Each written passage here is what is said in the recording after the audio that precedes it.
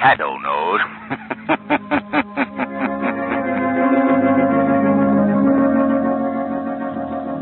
Your Blue Coal dealer brings you the thrilling adventures of the Shadow. These weekly half-hour dramatizations are designed to prove to old and young alike that crime does not pay. Before the curtain rises on Act One of today's Shadow story, attention, please. When you get that extra ton of coal to see you through to the end of the heating season, make sure that it's blue coal.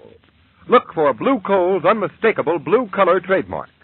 That familiar blue coloring is your guarantee of better home heating, for it's the approval seal of Glen Alden, world's largest hard coal producer. Yes, when you buy blue coal, you can be sure of greater heating comfort at less cost. You'll find, too, that the blue coal way is the easy way to heat your home. So phone your friendly Blue Coal dealer tomorrow. Now be sure to hold on for John Barclay's important message and free offer at the end of this program.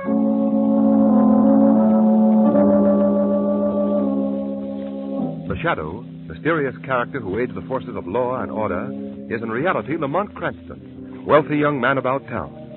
The Shadow uses his hypnotic power to cloud men's minds so that they cannot see him. Cranston's friend and companion, the lovely Margot Lane, is the only person who knows to whom the voice of the Shadow belongs. Today's story, The Plot That Failed. As our scene opens, we see a big power shovel deep in its self-made pit. The excavation of the cellars and sub-cellars of an apartment building in the city. Well, we'll be through digging this hole by tomorrow. Yeah, Joe. Boss tell you where we go next? No, he didn't say. Probably be laid off for a while. Hey, Tony, back that truck closer. Hey, gonna go close. Yeah, it's getting hot in here. Luke, check the water in the motor, huh? Yeah. Water's okay. Hey, something's screwy. The motor stopped. All the insulation's melting off the wires. The engine's wide. Hey, what's the matter? The derricks is pulled down. Hey, Luke, get out of here. The controls won't work. I'm slamming. You better get out yourself. Hurry up. There goes the derrick. Run before the gas tank explodes. Run it.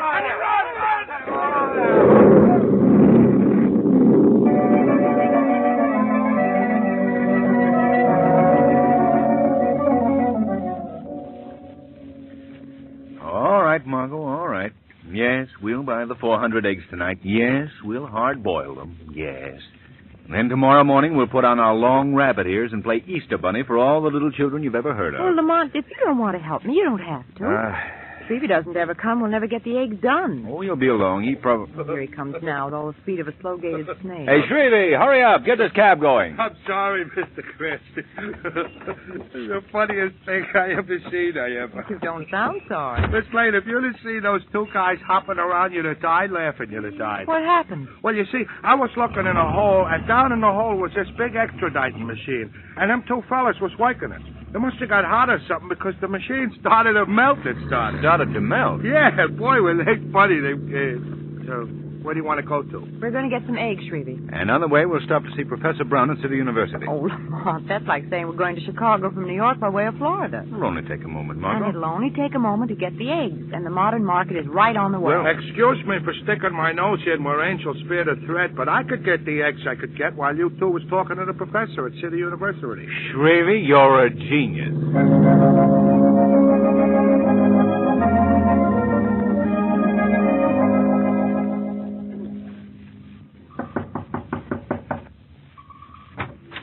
Mr. Cranston, I believe. Come in. Professor Brown, this is Miss Lane. How do you do? How do you do? Won't you come in? Thank you. I'm afraid you'll find my laboratory built for work and not for comfort. Oh, I think it's delightful. It's never been called that before. Oh, Dr. Forbes. Yes, Dr. Brown. Miss Lane, Mr. Cranston, I'd like to have you meet my assistant, Dr. Paul. How do you do, Miss Lane, Dr. Cranston. Miss Lane, won't you sit here? Yes, thank you. I appreciate your coming here, Mr. Cranston, more than I can tell you, particularly since my request will probably seem a bit strange. I want you to help me find the Shadow. The Shadow? You've heard of him, haven't you? Well, yes, of course I've heard of him, but how did you happen to ask me to help you find him? I asked Commissioner Weston. He hit on the splendid thought that you might be interested due to your work as an amateur criminologist. Oh, I see. We must find the Shadow. Well, from what I know of that elusive gentleman, that's a man-sized job in itself. You must tell me more of your plan, Professor Brown. Well, that is certainly a reasonable request, but we'd appreciate it if you'd trust us for the moment and believe us when we tell you that it is of great national importance. All right, Professor Brown. I'll try to find the Shadow for you.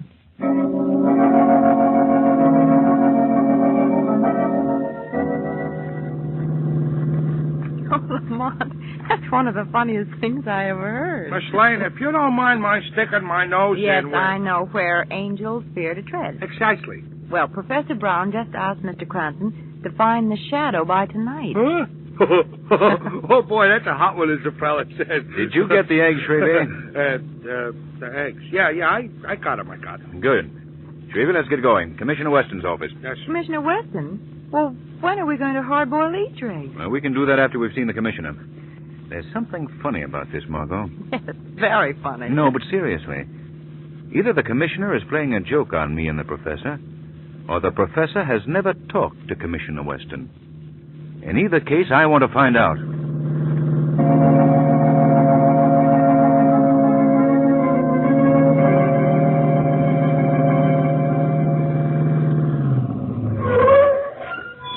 We have arrived at our destination, Mr. Cranston. Fine, Shrevey, fine. Mr. Cranston, when you see Commissioner Weston, would you put in a good word for my bosom friend and companion, Big Charlie? He's in a clink, he is. Well, not this time, Shrevey. We haven't much time. Don't forget, there are 400 eggs eagerly waiting to be boiled and decorated by Easter morn. You wait here, Margot. I won't be long. Lamont, if you're not here in 10 minutes, Shrevey and I'll come in and boil all 400 eggs right in the commissioner's office.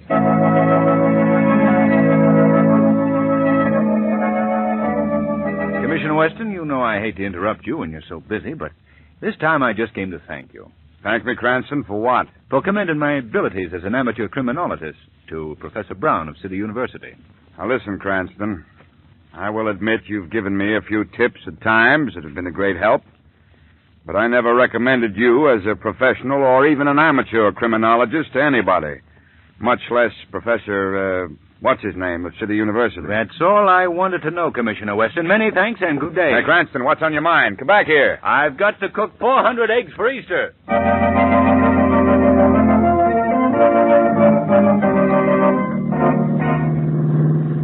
Didn't you get no chance at all to mention Big Charlie, Mr. Cranston? The commissioner was too busy, Shrevey.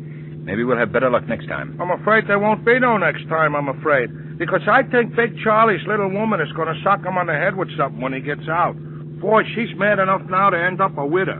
That's pretty mad. Lamont, do you think that Commissioner Weston was fooling you about not recommending you to Professor Brown? I don't know, Margot. You don't suspect Professor Brown and Dr. Forbes of anything wrong, do you?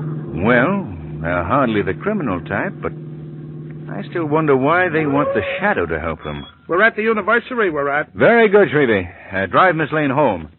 I'm going in to tell them I didn't find the Shadow. Margot, it's a shame we don't know where the Shadow is, as I know that he would like to investigate this right now. Oh, very well, Lamont. Be careful. Yeah, don't take no wooden nickels. All right. And don't you take any rough roads on the way home, Shrevey. Remember those eggs. I will. I won't.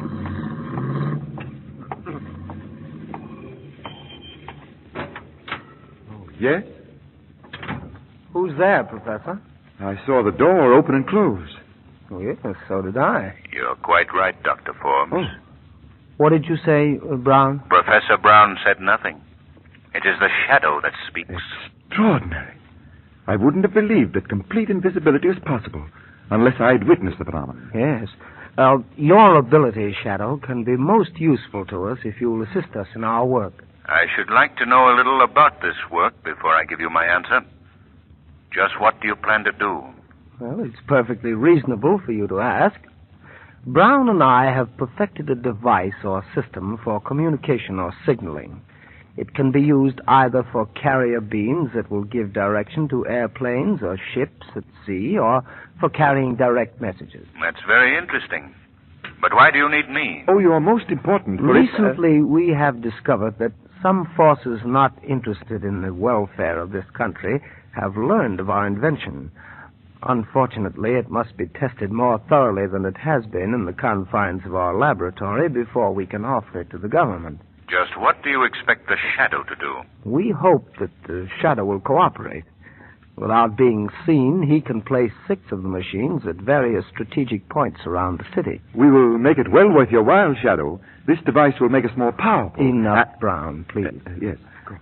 Well, Shadow, are you interested in joining us in this very worthy experiment? Very much interested indeed, Dr. Forbes. Oh, good, good. Then I'll explain further. Now, at the 6 strategic points in this city, we have rented rooms and lofts. The machines are all boxed in plain packing cases, and they're to be left in their wrappings. There are only 3 things that you must do. First, place the packing case near the window. Second, be sure that the side with the circle faces the window. And third, uncoil the wire at the back of the case and plug it into a wall socket. Is that all clear? Perfectly. Where are the cases? Well, 4 of them are here just outside the entrance hall, and 2 others are now at the buildings on either side of the new excavation on Main Street. Their exact location and that of the 6 strategic points are on a list that you will take with you. Oh, give him the list, Brown. Yes, of course, sir. Well, good luck, Shadow. Later, you'll see for yourself what this machine can really do. Thank you, Dr. Forbes. It'll be very interesting to see what this experiment proves. I'm quite anxious to know just how it will make us so powerful. Shadow. Shadow. He's gone. He fell for it. Hook, line, and sinker.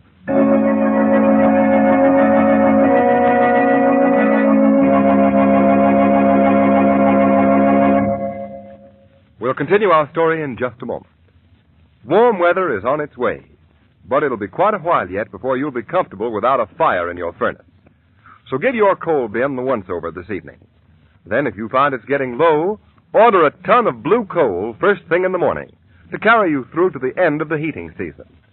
You'll be more than pleased with the heating results you'll get from blue coal. Steadier, more dependable, more healthful heat at less cost. You'll discover, too, that the blue coal way is the easy way to heat your home. So always specify blue coal, the economy coal. Phone your friendly blue coal dealer tomorrow. You'll find the name of your neighborhood blue coal dealer listed in the Where to Buy It section of your classified telephone directory under the words Blue Coal. Here's a special announcement for you listeners who missed the start of this program. Be sure to hold on for the special free offer John Barclay, America's home heating expert, has for you at the close of this broadcast. Mr. Barclay will tell you how you can add to your personal convenience and comfort and save yourself real money in the bargain. Yes, just a moment of your time invested today may save you hours and dollars in the months to come. So be sure to listen to John Barclay at the end of this program. And now, back to the Shadow.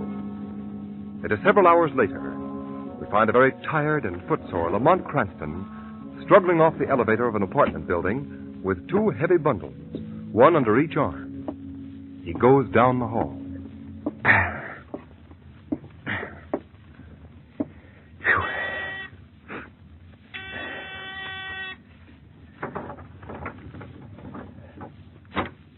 Hello, come in, Lamont. Where have you been? What have you been doing? What are those things? Whoa, one at a time, Marco. Let me put these things down. Now, to answer your question, I've been all over the city carrying packing cases up and down stairs. Oh, you poor dear. Yes, next time 2 scientific gentlemen have some freight to be hauled, they can call on the express company. But what have you been doing? Oh, I've nearly been going crazy. Huh? Did you ever try to boil 400 eggs in a wash boiler all at once? No. Well, I don't think it can be done. Oh, there's one thing I wish you could do. What? Make me some coffee. Oh, sure. Yes, I've got work to do, and I'm afraid I'm afraid I'll go to sleep. All right, I'll make them right away. All right. Oh, dear. Oh, Margot, where's that big city map of yours? Oh, in the top drawer of my desk. Oh, thanks. Yeah, I got it. Now, let me see. Right there. There. I'm a stupid fool. What'd you say, Lamont? Oh, I've been an idiot, Margot, a blind idiot. What is it? Here, look. Look at this map. Yeah. You see these 6 places that I've marked? Yes. That's where I put the machines tonight. Do you notice anything unusual about their location? Well, they're in 3 different parts of town. Yes, but if you look more closely, you'll notice that they're grouped in pairs. One machine of each pair is placed on either side of an important key point. Police headquarters, telephone building, the powerhouse. Lamont, you haven't told me yet what these machines are, what they do. Well, for a very good reason. I don't know. Well, what are those 2 packages you brought in with you? They're a pair of the machines. I thought you distributed them all. I'm afraid that our friends at the City University are going to be a little upset when they find bricks and scrap iron in one pair of the cases. Well, what are you going to do with the machines that you have here? Well, first, we'll set them on opposite sides of the room here now. Lamont like Cranston, this. don't you plug those machines in until you find out what they do. I brought them here so I could examine them more closely, Margot. Will you take the paper off that one, dear, while I take the one off this? Yes.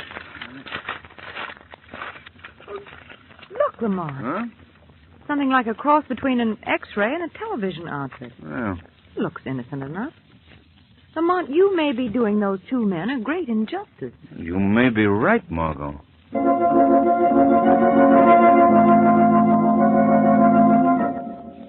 Well, Brown, is everything in order? You check all the machines? Yes, Dr. Forbes. The Shadow has been a good and efficient assistant. The machines are all in place and working.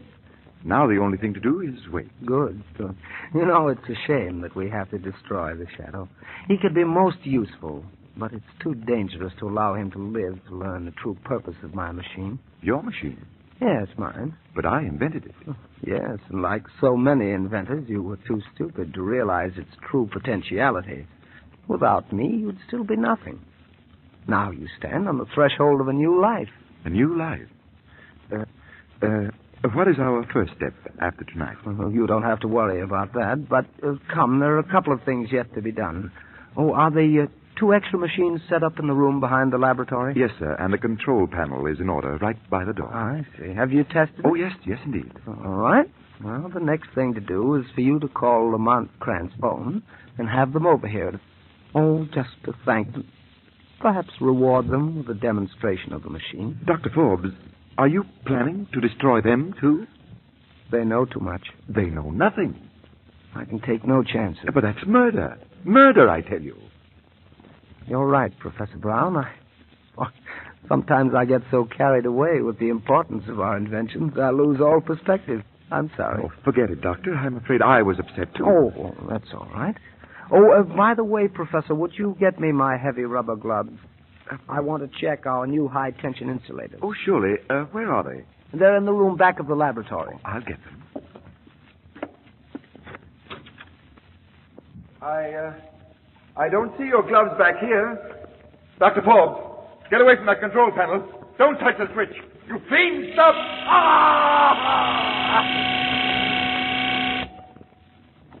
Exit Dr. Brown. Completely.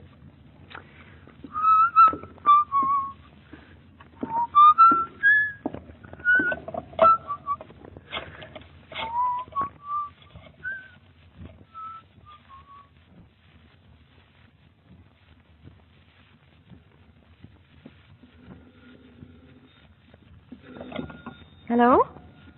Yes? This is Margot Lane. Who is this? Who? Oh, Dr. Forbes. Yes, Doctor. How are you?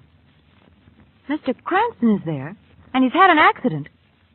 Yes, certainly, Doctor. I'll hurry right over. Oh, Lamont, this is getting less and less funny. What was that all about, Margot? Dr. Forbes informs me that you're at Professor Brown's laboratory and have met with an accident. What? What shall I do? Let me use your phone. Who you call? I'm calling my apartment house. Hello? This is Mr. Cranston. Have any phone calls come in for me in the last few minutes? Oh, well, thank you very much. What? Just as I suspected. Dr. Forbes just called me. Hello? Dr. Forbes? This is Lamont Cranston. I was in the shower, and I thought I heard the phone ring. The man at the desk told me you'd called. What's that? What, is it serious? I'll be there as soon as I can. Well, Margot, we are in for something, and I don't know just what it is. But whatever danger is ahead of us, at least we have the advantage of going into it with our eyes open.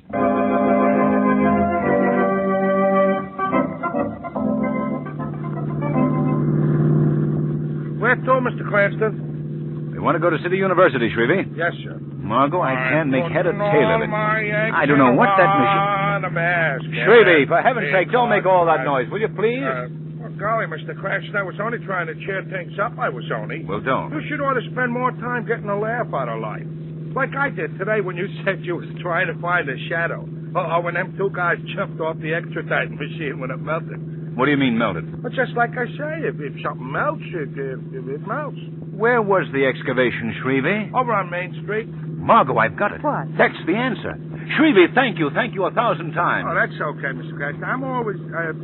what are you taking me for? You gave me the right track on a great invention. Oh, them steam shovels are certainly great things. Stop the car, Shrevey. I'm getting out here. Yes. Oh, Lamont, I thought we were going to call on Professor Brown and Dr. Ford. Listen, Margot.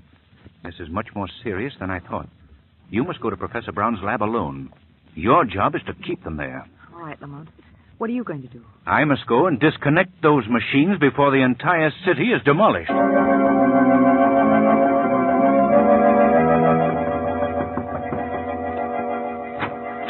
Oh, Miss Lane. Oh, I hurried as fast as I could, Dr. Forbes. Is Mr. Cranston all right? Oh, it's nothing serious. Come with me. He's in the back of the laboratory. Oh, I do hope he's all right. In here. What is the meaning of this? Sit down, Miss Lane. I'm sorry to have to do this, but I feel that you'll be less bothersome to me. I tie you to this chair. Leave me alone. This room is completely soundproof, so you can make all the noise you wish. Let go of me, I say. Where is Mr. Cranston? I guess you're securely tied. I hope none of the ropes cut you, but they won't hurt long. What are you going to do to me? For much as I deplore the necessity, Miss Lane, you must be destroyed. You see, you've inadvertently run into something a little bigger than you are. A simple plot that can't fail. I, one man alone, will know the secret of the gradual but complete demoralization of this whole country, and eventually our whole civilization. You alone? What about Professor Brown? I'm sorry to say, Miss Lane, that he outlived his usefulness. Professor Brown is no longer associated with me. Oh, for that matter, he's no longer associated with this world. It's rather amusing. I wonder what's keeping Cranston. He should be here. Well, perhaps it would entertain you, Miss Lane, if I were to tell you more about my invention. You're the most cold-blooded fiend I've ever heard of in my life. Well, strangely enough, that's a compliment. Thank you. But my invention. Yes, tell me about it. Well, the simplest explanation is that it's a machine which generates invisible rays. But when two of these machines are placed opposite each other, unbelievable heat occurs at the point where the rays meet. Interesting, isn't it? But, Dr. Forbes, why must you destroy and kill? Why don't you put this great invention to some good use? Well, my dear Miss Lane, it depends entirely on one's point of view. Now I must show you exactly how this invention works. Directly in front of you is one of the machines in that packing case. Behind you is another one. Here by the door is a control panel. When I pull this lever, in less than 5 seconds, you will completely disappear. You'll be dead. Gone. Interesting, isn't it? Well, Miss Lane, I'm afraid I can't wait any longer. I'll deal with Mr. Cranston separately. But you are going to die now. Don't touch that control panel, Dr. Forbes. The shadow. Tonight, Dr. Forbes, instead of destroying the 3 strategic points in this city, the machines that would have caused this damage have been destroyed. And you, Dr. Forbes, will be giving another lecture on your machine, but this time to the police. You're wrong, Shadow. The police will never know. There are 3 people in the world that know anything about my invention, and all 3 of us are in this room.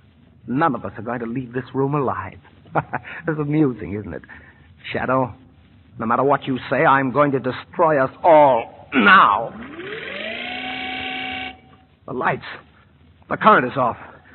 Shadow, you threw that main switch on the wall. Shadow, I know where you are, and I'm going to shoot you. I'm afraid you didn't know where I was, Doctor. You can never harm the Shadow by shooting at his voice. His voice can come from anywhere. Amusing, isn't it? It will do no good, Forbes. I have one shot left, Shadow. I've saved it for myself. Oh, Shadow, turn on the lights. Oh, I never expected to see lights again. Margot, he's dead. The rest of this case is for the police.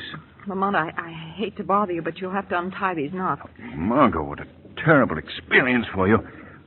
How do you feel?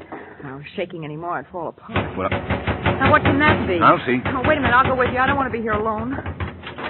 Shrevey. I hope you'll excuse me for busting in the door, but I'm scared, Miss Lane. It's about them eggs. The eggs? Yeah, the eggs. You see, I thought it would be a nice surprise if I went to your place and cooked the eggs, so I put the wash boiler full of eggs on the living room floor on a hot plate, and then I thought I'd amuse myself by turning on one of them new television sets. It looks like you got in your apartment. Shrevey, you didn't try them, did you? Yeah.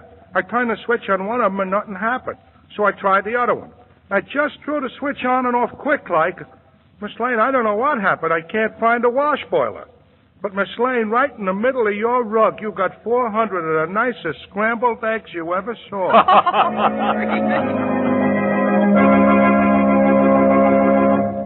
And now, here's that important message I promised you, brought to you by John Barclay, America's distinguished home heating expert. Mr. Barclay. Thank you, Ken Roberts, and good evening, friends.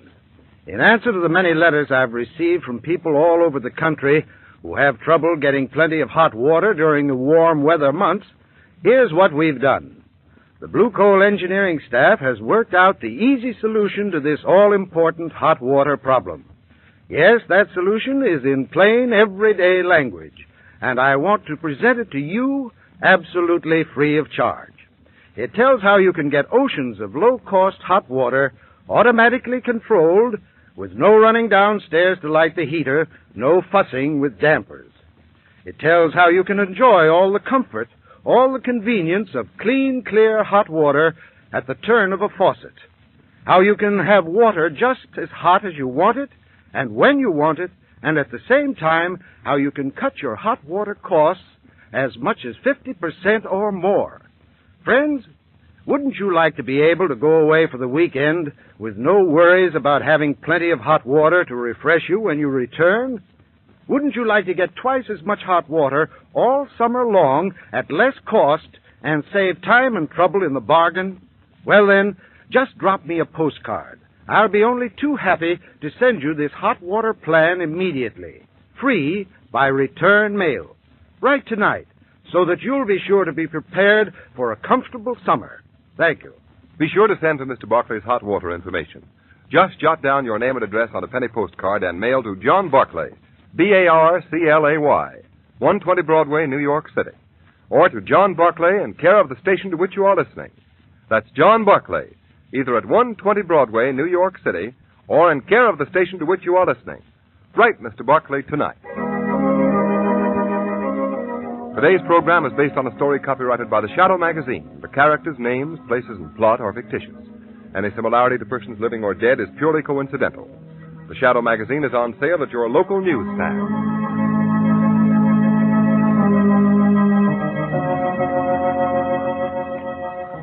The weed of crime bears bitter fruit. Crime does not pay. The Shadow knows.